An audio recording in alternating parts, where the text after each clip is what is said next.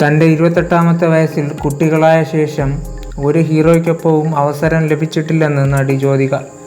Fever എഫ്എമ്മിന് നൽകിയ അഭിമുഖത്തിലാണ് ജ്യോതിക ഇക്കാര്യം പറഞ്ഞത്.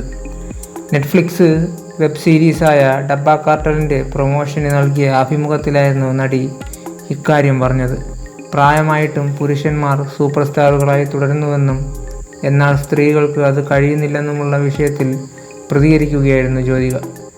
ദക്ഷിണേന്ത്യയിൽ ഇതൊരു വലിയ ചോദ്യമാണ്. എനിക്ക് 28 വയസ്സുള്ളപ്പോൾ കുട്ടികളുണ്ടായി. അതിനുശേഷം ഒരു നായകൻ്റെ കൂടെയും പ്രവർത്തിച്ചിട്ടില്ല. നിങ്ങൾ സ്വയം പുതിയ സംവിധായകർക്കൊപ്പം കരിയർ കെട്ടിപ്പടുക്കുക എന്നത് വലിയ വെല്ലുവിളിയാണ്. ഇതെല്ലാം പ്രായവുമായി ബന്ധപ്പെട്ടതാണെന്നും ജ്യോതിക പറയുന്നു.